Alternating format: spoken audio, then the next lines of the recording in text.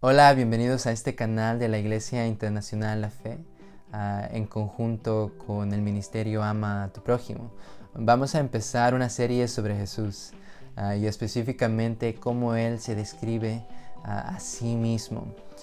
Y el propósito de esta serie es que el cristiano pueda tener un conocimiento más vivo, más grande de quién es Jesús, y que ese conocimiento pueda llevar a un anhelo intenso de ser conformado a su imagen, o sea, de ser más como Él, que es el propósito que tenemos como cristianos. Entonces estaremos principalmente en el libro de Juan, divulgando los 7 gran yo sois.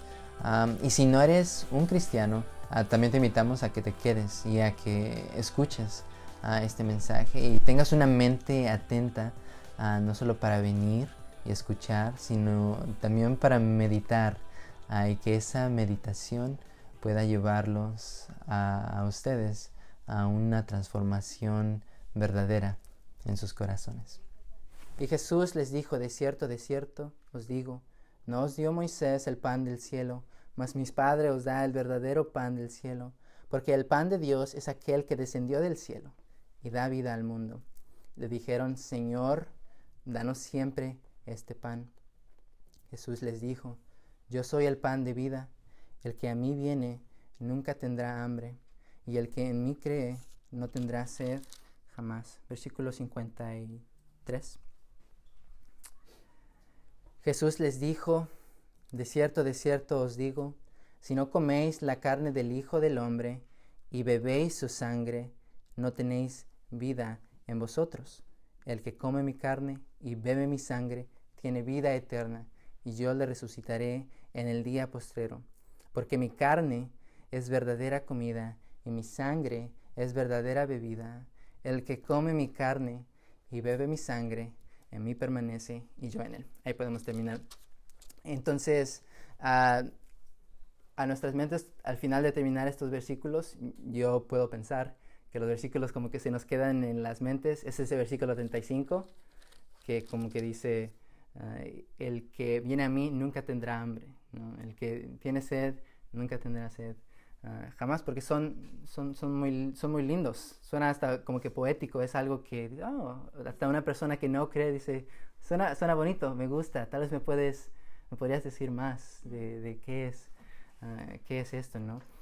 Y tal vez al final de esto a unas personas le causó como: ¿qué dijo? Como que el que come mi carne y bebe mi sangre tiene vida eterna y yo le resucitaré en el día posterior. Es como que algo raro. Es algo como que vamos a ser caníbales. Y eso es lo que las personas, decían. Dice: ¿cómo es que vamos a comer? ¿Cómo es que nos dice que vamos a comer de su carne? Pero vemos que las palabras de Jesús tienen vida. Un marcador. Sí, gracias. Las palabras de Jesús tienen vida. Y una perfecta manera de pensarlo es como un fuego, o como fuego.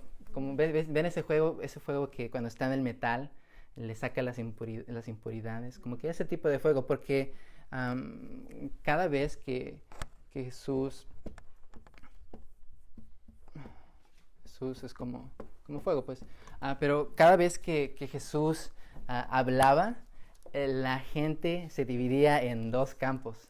Siempre, como que siempre había esa división. Y en este texto es muy claro. Y si tú sigues leyendo los evangelios, tú vas a ver que las palabras de Jesús tienen vida. O estás en un campo o estás en el otro. Y un campo de ellos es como que la mente carnal. Las personas que tienen una mente carnal, que cuando escuchan estas palabras piensan de hambre. Pues ellos piensan en lo material, como que se quedan simplemente en la superficie, y Jesús dice estas palabras, y nos damos cuenta que en el versículo 60 dice que al oírlas, todas estas palabras que Jesús está hablando, dice: muchos de sus discípulos dijeron: dura es esta palabra, ¿quién la puede oír? Es como que ocasiona esa reacción de... Porque el mensaje es simple, el mensaje es muy simple, es el mensaje del Evangelio, que eres un pecador, ¿okay?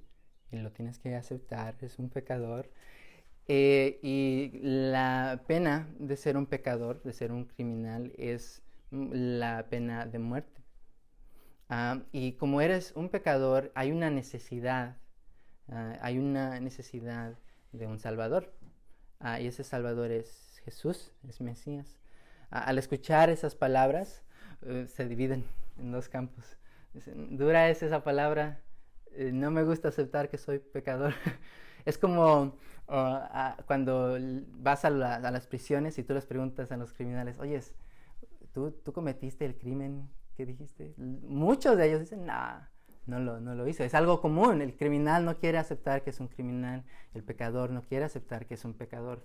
Pero hay otro campo que como que de la nada escuchan este evangelio y dicen, wow, sí. Fíjate que cuando veo yo mi interior, no veo más que oscuridad. Y cuando yo veo a Jesús, no veo más que luz. Y es impresionante como cuando Jesús va hablando estos dos campos se resultan.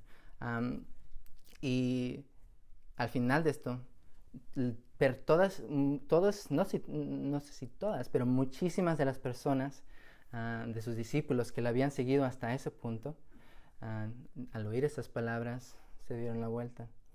No regresaron. Con él.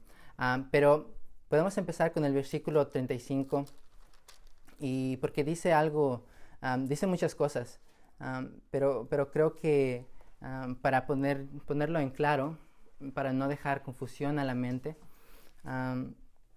voy a definir qué es el hambre del que habla el versículo 35. Porque dice que nunca tendrá hambre, que implica que en un punto tuvo hambre, ¿verdad?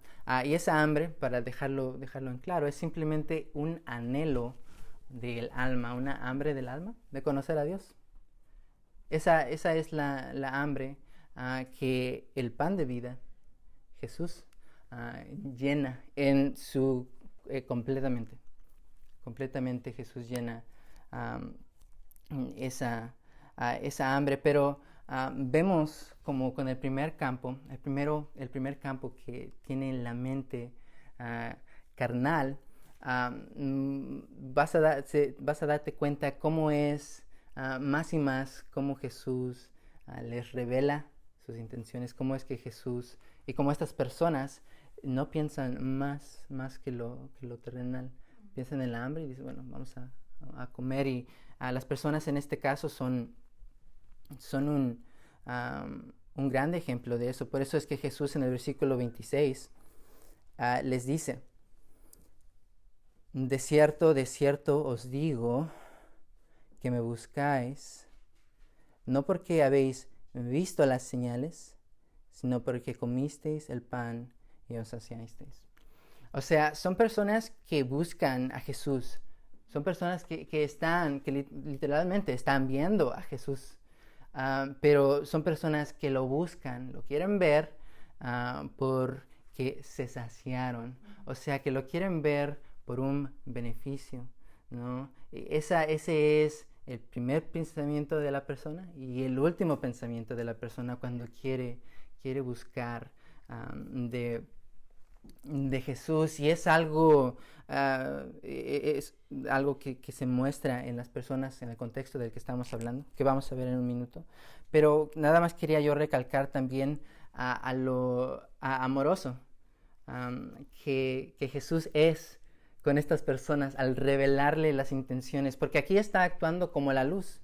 Prendes la luz en un cuarto y ilumina en la oscuridad. Es como Jesús está actuando en este caso, pero es algo tan amoroso. Y les puedo yo dar una analogía que es muy buena, como cuando personas dicen, ¿por qué me estás hablando de Dios? ¿Por qué me estás compartiendo el Evangelio? Porque es como la serpiente en el jardín, no sé si la han escuchado, la serpiente del jardín, que una persona sale, ve una serpiente, bueno, entra, ve a su amigo que está saliendo con un perrito, con su lo que sea, y no le advierte de que hay una serpiente, ¿verdad? Pero el amigo sale y va caminando, y mientras está caminando su perrito, bueno, pues le muerde la serpiente. Y entra, oh, amigo, me acaba de morder una serpiente. Y el otro le va a decir, oh, pero sí, ya la había visto antes, ¿no? Vemos la falta, vemos la deficiencia ahí, ¿no? Una persona que ama a su amigo le diría, hey, hay una serpiente. Si tú vas afuera, tú vas a ese lugar, te va a morder, ¿verdad? Es lo que Jesús hace aquí al revelarle las intenciones, al ser luz. Está mostrándole las intenciones y les da una exhortación al final. Dice, trabajad no por la comida que perece, sino por la comida que a vida eterna permanece. Pero veamos cómo es que estas personas actuaron, porque menciona algo que es muy impresionante. Jesús es como luz que revela intenciones, pero dice que ellos no vieron, no porque habéis visto las señales, me buscáis no porque habéis visto las señales, sino porque comisteis el pan y os saciasteis. La verdad es que estas personas sí vieron las señales. Si tú ves el versículo 2 del capítulo 6, dice que y le seguía gran multitud porque veía las señales que hacía en los enfermos. Okay, este era un grupo de personas y es una historia que es común o que se conoce, la alimentación de los 5,000, cuando hay una multitud de 5,000 varones. Después se consideran que también hubo mujeres y niños, entonces la suma se hace como a 20,000 personas que Jesús alimenta. Es tan grande como que si lo podemos imaginarnos en nuestra mente a Jesús con 20,000 personas buscándolo, está sanando enfermos, ¿verdad? Y es algo muy, muy grande. Uno de los discípulos le preguntaba como que cuánto o le preguntó Jesús, ¿cuánto toma para alimentar a estos? Y le dijo más o menos como 7 meses de trabajo, 200 denarios, 7 meses de trabajo, que es más o menos. Es un escenario tan grande que Jesús tiene y que personas lo están buscando con una curiosidad muy intensa. Está sanando enfermos. Nos imaginamos que hay enfermos con ellos. Entonces, bueno, venimos aquí para que nos sanen, tal vez, sanen los enfermos. Vemos que no solamente esa fue la señal que los inspiró a ir a Jesús, pero en el versículo 14 también menciona, dice que aquellos hombres, entonces, viendo la señal que Jesús había hecho, dijeron, este verdaderamente es el profeta que había de venir al mundo. Ok, vieron la señal de los enfermos, ellos vieron la señal que acaba de ser, los alimentó, claro que lo vieron, pero vemos que no en verdad las vieron, ¿verdad? Porque es como cuando nosotros vamos manejando en nuestros carros y hay como señales de que hay trabajadores, hay personas que están trabajando. Detente aquí, en este punto. Si tú lo ves y te sigues, lo viste, pero como que no en realidad lo viste, ¿no? No llegaste, no seguiste el propósito de la señal, no llegaste a donde la señal estaba apuntando, ¿verdad? Entonces estas personas no vieron. Y una y otra vez podemos ver que las intenciones de estas personas es, ok, está sanando a nuestros enfermos, nos está alimentando, Él es el profeta, está llenando nuestras necesidades materiales, nuestras necesidades físicas, ¿verdad? Hasta el final, en el versículo 15, dice Jesús, pero entendiendo Jesús que iban a venir para apoderarse de él y hacerle rey, volvió a retirarse al monte solo. Ellos buscaban a un tipo de líder, sea político, alguien que estuviera en los lugares religiosos, y al ver cómo Jesús obraba eso, es lo que a ellos les anhelaba. Entonces podemos ver que es algo muy amoroso, cómo es que Jesús revela esas intenciones. Pero para la persona es como que tú puedes, y la persona puede intentar de correr en el laberinto de su corazón engañoso, atrás, pero Jesús es la luz. Jesús ve con su ojo las intenciones del corazón, ¿verdad? Y te las expone. Entonces, personas que venían a Jesús con el fin de tener un beneficio personal, un beneficio temporal, un emocionalismo, ¿verdad? Que quiero sentir una emoción, pero cuando no está nutrido por el conocimiento de Dios, cualquier emocionalismo, cualquier beneficio es temporal. Entonces, ahí la exhortación de Jesús es: trabajad no por la comida que perece, sino por la comida que a vida eterna permanece, la cual el Hijo del Hombre os dará, porque a este señaló Dios el Padre. Entonces, trabajad por la comida que a vida eterna permanece. Y es ahí donde podemos dar la vuelta al versículo 35. Yo soy el pan de vida, el que a mí viene nunca tendrá hambre, y el que en mí cree no tendrá sed jamás. Yo soy el pan de vida.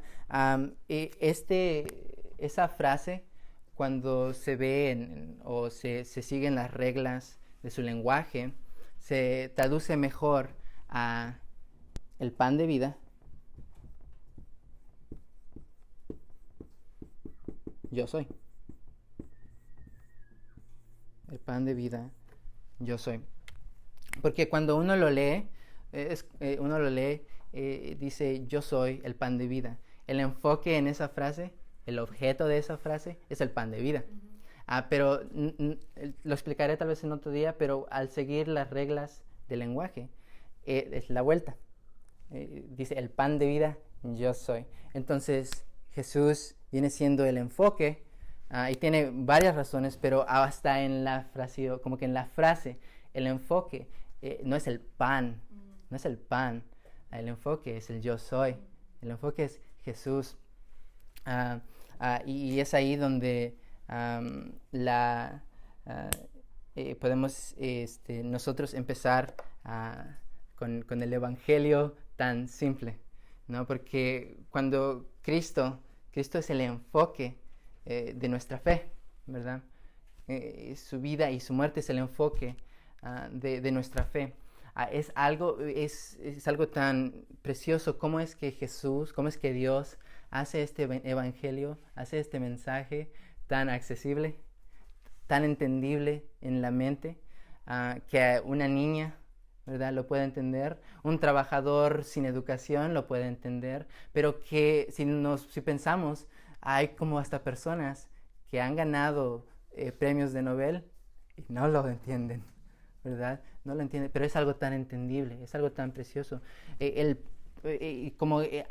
Tú piensas en el pan, y es tan bueno. ¿Cómo es que Dios no nos deja ver y dejar de ver su creación y no verlo? Como que lo podemos ver en todos lugares. El pan, ¿no? Si lo estamos rompiendo y lo empezamos nosotros a comer, nosotros podemos pensar en cómo la única persona que dio su carne, ¿verdad? El único pan que se divide por otros, ¿no? Y uno va afuera, ve el sol, piensa en la luz de Jesús, ¿no? Puede pensar, yo estaba caminando y veía una nube sobre el sol, porque vi yo que había luz afuera. Y dije, voy a salir, está caliente, ves que en la mañana hace frío. Dije, voy a salir, me gusta caminar en el sol. Pero estaba yo caminando y vi que había sombra, porque había una nube sobre el sol.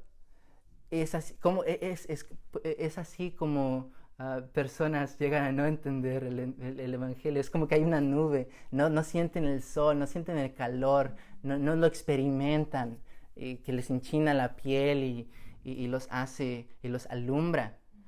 Es impresionante cómo no nos deja Dios sin dejar de mirar todas las cosas y ver su gloria, ¿no? Es como ese versículo: la gloria de Dios cubre toda la tierra como mares, porque así es, y lo hace tan simple, lo hace tan simple. Hay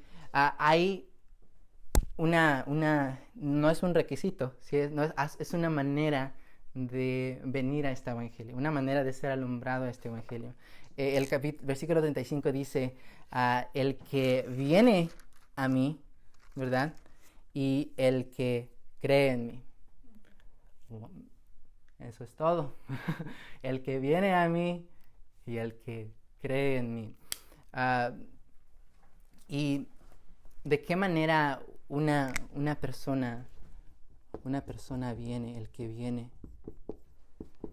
Es un malentendimiento tan grande cuando una persona puede pensar en su mente: yo tengo que prepararme como que para venir a Dios, ¿no? Como que esta semana yo en verdad la estuve regando.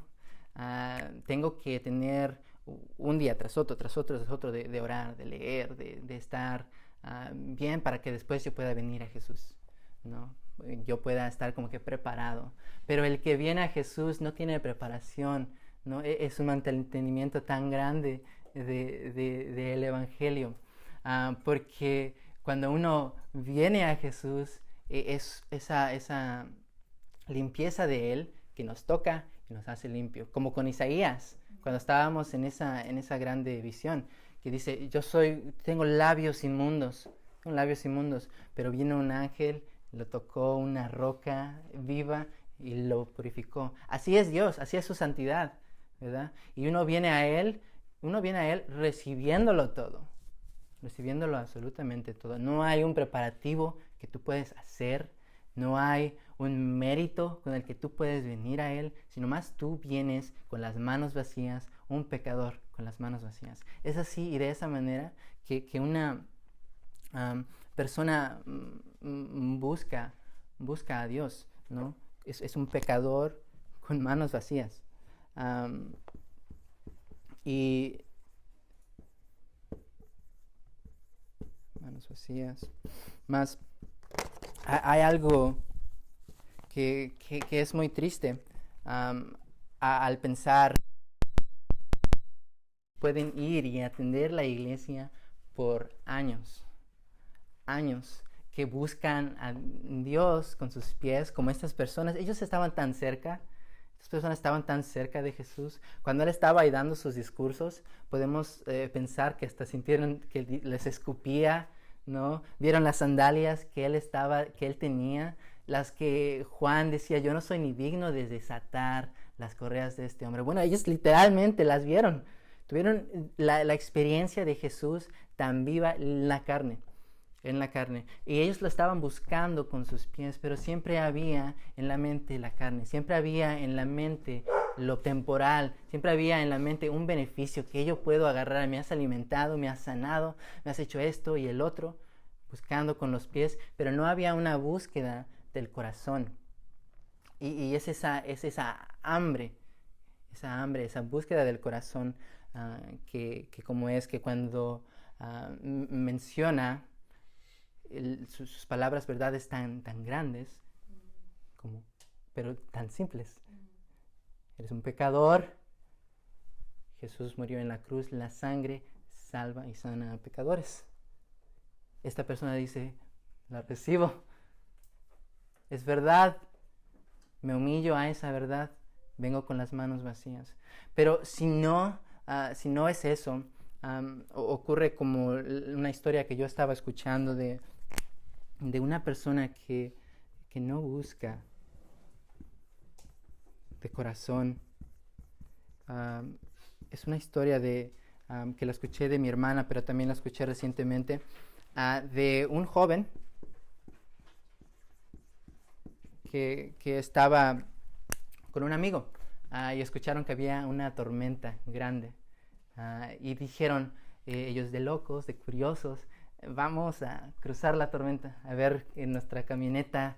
Y esta camioneta era una camioneta blanca, tenía una estrella atrás, ¿no? Y dice, esta es la camioneta, vamos a cruzar la tormenta, vamos a ver qué es lo que pasa. Bueno, cruzaron y salieron normal, nada les pasó. Pero mientras este joven veía las noticias después de la tormenta, una tormenta que estaba destruyendo el campo, los arbustos, y haciendo una destrucción en ese lugar, en la esquinita de la televisión, él vio una camioneta cruzando blanca con una estrella atrás. Esta persona pudo experimentar hasta un punto la tormenta y los efectos de la tormenta, lo que estaba ocurriendo en la tormenta. Pudo hasta como que ver, bueno, está grande. ¿Y por qué? Fue por curiosidad, ¿verdad? Pero falló el ojo de la tormenta, no fue cambiado por la tormenta. Y eso es lo que puede ocurrir con personas que simplemente buscan a Dios con pies, que van a la iglesia, pero que no buscan a Dios de corazón, no son impactados por Cristo, no son transformados por Cristo. Entonces, ¿de qué otra manera menciona? Dice que el que cree en mí, y quien cree en mí no tendrá sed jamás. Cree, como que una palabra, pero yo como que cuando uno sabes, como que empieza a decir creer, pero ¿qué significa? Es como que el misterio de la fe, de creer, ¿no? Y es algo que al instante que Dios hace la obra, porque si vemos el versículo 29, dice, esta es la obra de Dios, que creáis en el que Él ha enviado. Es así de simple. Cuando el Espíritu Santo le enseña, le abre, esta persona cree. Esta persona cree. Y una persona te lo puede hacer tan simple, este evangelio, te lo puede decir tan simple, pero tú aún no entenderlo. Y esa es como que es la tristeza. Pero cuando el Espíritu Santo abre el entendimiento, eso ocurre. Y tú crees. Y creer, para darle otra palabra, es confianza, ¿no? Porque de una misma manera, tú puedes creer y creer las cosas correctas de Jesús, ser un ortodoxo, ser un clásico, ser uno de 5, lo que sea, puntos, pero tú lo puedes ser, ¿verdad? Pero puede ser que tú no tengas fe salvadora, puede ser que una persona no tenga fe salvadora, hasta que una persona confía, que le pone todo su peso a algo, ¿verdad? Y es como esos videos que nosotros podemos ver de personas que están arriba de una mesa y hay personas con las manos abiertas que lo van a agarrar. Dice, suéltate, ven para atrás. Se suelta y lo agarran las personas porque confía, lo hace de todo peso, pone todo su peso en esas personas que lo van a agarrar. Y que cuando verdades de Cristo se te son dichas a ti, tú las crees, tú confías en ellas, tú le pones todo tu peso, tú le pones toda tu vida, tú le pones toda tu búsqueda. Cuando dice, bueno, yo soy el que empiezo la obra y soy el que la termina, tú la confías. Cuando Él dice que Cristo vino a salvar a pecadores, tú no dices, bueno, si hubiera pecado más, o soy un pecador muy grande. Son mentiras tan grandes, porque Jesús vino a salvar a pecadores. No le puso un descriptor antes de eso. No es un pecador pequeño, un pecador grande, no es un pecador, pero ¿qué tal si fui un blasfemo? ¿Qué tal si la persona tuvo una vida escandalosa antes? ¿Y qué tal si la persona sigue aún pecando después? Eso no es un quizás, eso va a ocurrir. Una persona va a caer, va a pecar después. Pero la persona que cree, empezó la obra Jesús, Él la terminará, ¿verdad? Escucha estas verdades y le pone todo su peso.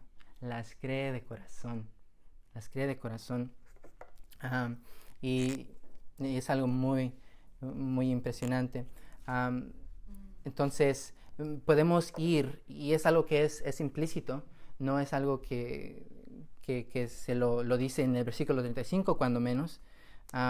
Pero hay un comer que ocurre, ¿verdad? Porque dice, el que viene nunca tendrá hambre, y el que tiene nunca tendrá sed jamás. Bueno, una persona bebió, una persona comió y ahora ya no tiene hambre, ya no tiene sed, ¿verdad? Y hace muchísimo sentido, porque eso ocurre naturalmente. Es algo que ocurre naturalmente. Pero antes de hablar de eso, es como cuando tú puedes pensar en tu comida favorita, ¿no? Tú lo puedes hacer en este momento. La mía, o el postre favorito que yo puedo tener, son como que los plátanos maduros. Al yo pensar en eso, como que se me empieza a antojar, la empiezo a querer, ¿verdad? Al yo verlas, las agarro, al yo a olerlas, se me empieza a hacer agua a la boca. Pero ¿qué tal si después de eso yo nada más cierro la caja y la pongo de regreso? Eso no ocurre. No, yo la como con tanta anticipación, con tanto anhelo. Es eso lo que ocurre naturalmente cuando una persona recibe a Jesús en el corazón. ¿Y de qué manera lo recibe? Lo digo porque recibe todo, ¿verdad? Nadie pone nada, lo recibe todo, lo cree, lo recibe, y es en ese recibir cuando una persona nace de nuevo, ¿verdad? Cuando una persona le empieza a creer este apetito, esta hambre de conocer a Dios. Y hace tanto sentido como una persona lo recibe todo, porque si tú puedes pensar en tu nacimiento, ¿qué parte tú tuviste en tu nacer? ¿Le dijiste a tus padres algo? ¿No les comentaste tú? No, una persona no tiene nada que ver en su nacimiento. Y es de esa misma manera que es el nacer del Espíritu, el nacer de esa fe salvadora. Y cuando vemos a un recién nacido, es algo tan simple. Este recién nacido tiene una hambre, necesita leche, necesita el contacto de las personas. Y es algo que ocurre con una persona que nace del Espíritu. Esta persona necesita comer, necesita alimentarse. Es algo que no puede escapar, no puede escapar de su mente, pero no es nada carnal, como podemos ver nosotros el ejemplo de personas que son hasta caníbales en la Iglesia Católica, porque ellos tienen un pensar de que estamos aquí en la comunión y vamos a comer el pan y la sangre, y literalmente estamos comiendo el cuerpo de Cristo, literalmente. No es un símbolo, sino es algo literal. Estamos tomando la sangre. Hay tantas cosas que están mal con esos, pero una de ellas, y la más grande, es que están crucificando a Cristo una y otra y otra y otra vez, cuando el sacrificio de Jesús fue uno y fue singular, ¿verdad? Pero entonces recibes en tu corazón a Jesús y tu mente se alimenta, ¿verdad? Es tu mente la que se alimenta. Tú empiezas empiezas con un comer naturalmente, y ese comer se ve en parte de meditación, mientras tú empiezas a pensar más y más, a escarbar más y más, porque el día que una persona cree y nace de nuevo, esta persona creyó solo mirando como que el puntito de arriba del hielo, y debajo del océano está todo un hielo que está por descubrir aún este creyente. Y lo más que esta persona empieza a tener conocimiento y alimentar su mente, empieza a darse cuenta que la razón inicial de ser un pecador hay miles de razones más por las que debo yo estar contento por Jesús.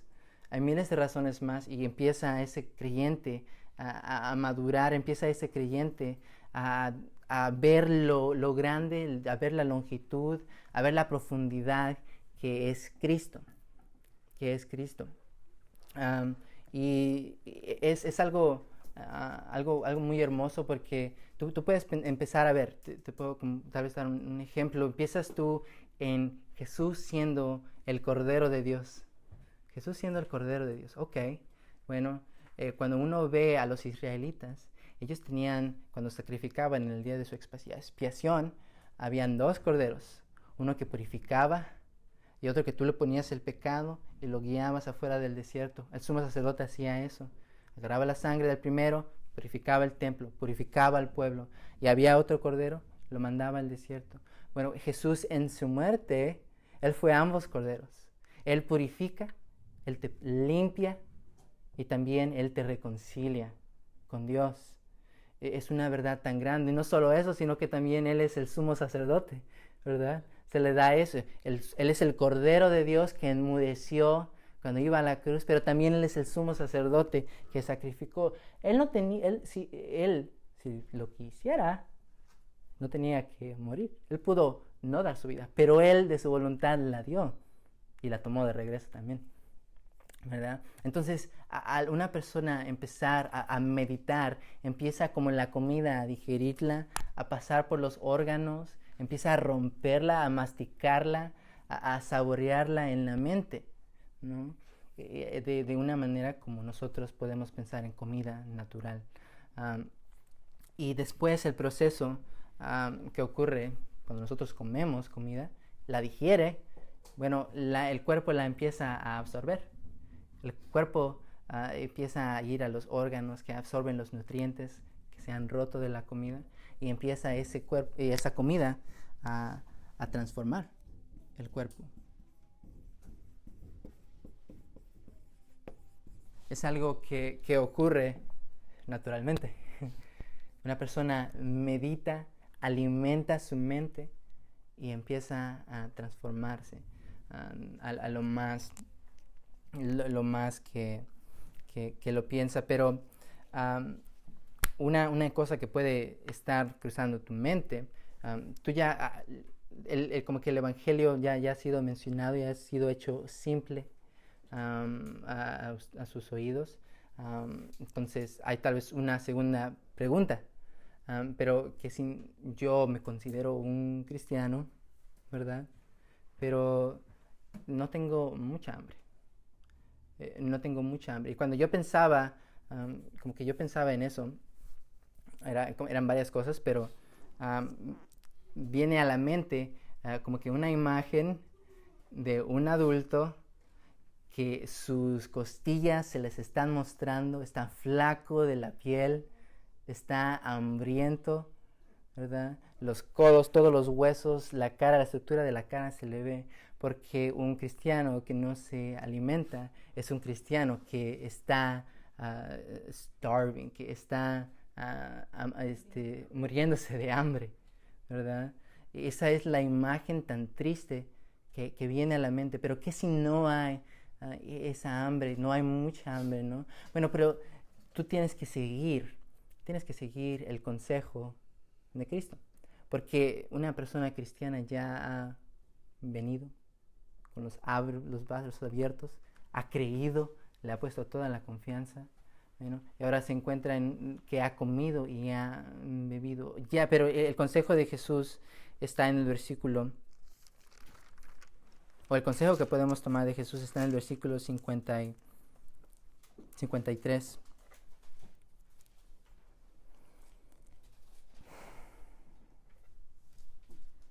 De cierto os digo, si no coméis la carne del Hijo del Hombre y bebéis su sangre, no tenéis vida en vosotros.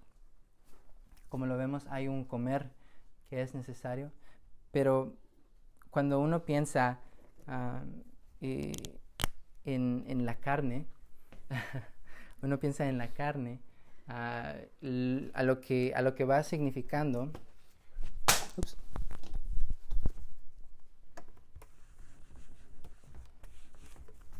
Hablando de la de la hambre, a lo que va significando es que la carne es la humanidad, de Cristo, del Dios hecho verbo, de que Dios vino y se encarnó en un cuerpo de hombre. Pero esta verdad no es como que para tenerlas en las mentes simplemente como doctrina, como que algo que creemos, algo que está en la mente, sino es un hecho, como el sabor que debe venir al corazón, es que es un hecho, que sí, Jesús vino a la tierra, ¿verdad? Que sí estuvo y que sí caminó. Es eso lo que le hace a él el sumo sacerdote, que conoce las debilidades, porque él experimentó la debilidad en la carne. No es algo que está tan lejos y que debería estar ahí, sino que debería de morar en nuestros corazones como un hecho de historia, porque lo es, ¿no? Entonces, al tú pensar en esa hambre, porque no tengo mucha hambre, empieza a alimentar tu mente de esa verdad, de ese Cristo que vino a la carne. Come de esa carne, come de esa humanidad de Cristo en tu mente.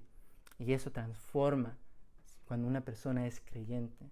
Y cuando una persona no es creyente, nunca ha probado de esto, tú tienes que comer, tú tienes que ver, tienes que probar de esto. Y vas a ver lo dulce que es. Vas a ver lo tanto que llena esta verdad. Y la segunda cosa también que menciona como bebida verdadera, menciona la sangre. La sangre que es el sufrimiento y la muerte de Jesús. Sufrimiento y la muerte. Pero otra vez no es algo que es extraño a nuestros, no es algo que es una doctrina para creer que Cristo murió en mi lugar, Cristo murió en mi lugar, Cristo murió en tu lugar.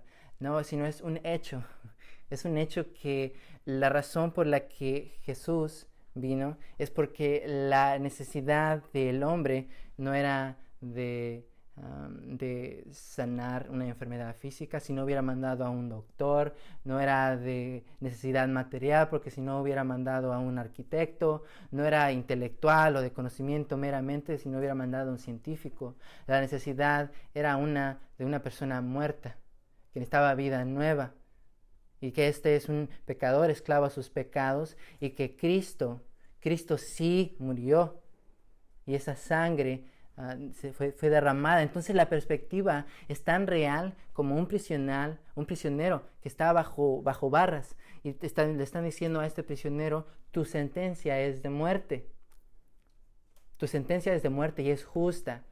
Tú eres ese criminal, ¿verdad? Tú eres ese criminal. Pero cuando Cristo muere, Él toma esa sentencia, ¿verdad? La cosa que Él experimentó fue la ira de Dios, como lo hemos tal vez entendido o explicado en la vez anterior. Él sintió lo que las personas en el infierno sienten.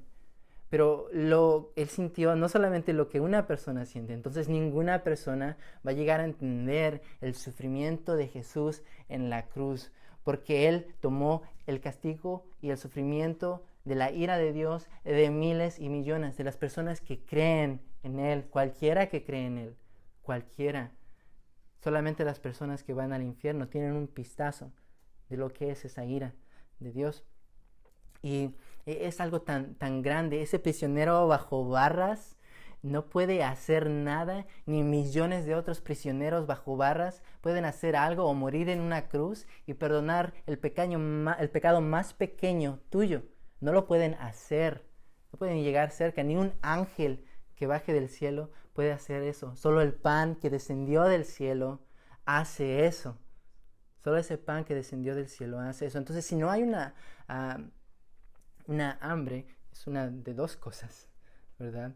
O si no hay hambre, y si la búsqueda tuya es simplemente lo temporal, o hasta puedes pensar: quiero yo paz, quiero estar feliz.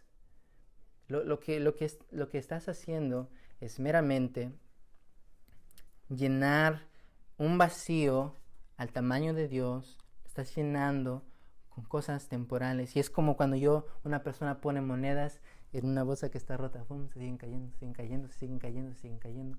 Pones agua en una vasija que está rota, el agua, ¡pum! Cae, cae, cae, cae, cae, cae. Lo que llena ese interior es el pan de Dios, es Cristo mismo, el que lo llena todo en todo, ¿verdad? Entonces, la otra es que de un creyente que está, no son imágenes placenteras a la mente. Vemos películas de personas de actores que se dejan de comer y podemos ver las costillas, cómo se ven. Así está el hombre interior y así estamos cuando uno no alimenta esa hambre que está ahí. Y es por eso que una persona es miserable, ¿verdad? Pero miserable no empieza como que a encapsular el tipo de miseria y de desobediencia y de lo que es el estar así, en esa condición. Porque la mesa está puesta. Tú puedes comer y beber de esta carne, de este pan verdadero y de esta bebida verdadera. Pero este es el primero de los yo sois y cómo él se describe a sí mismo. Y vamos a continuar. La siguiente semana va a ser la luz del mundo, que trató como Dios revela, pero en muchas otras cosas también. Pero sí, hermanos, terminamos así. Voy a orar, ¿ok?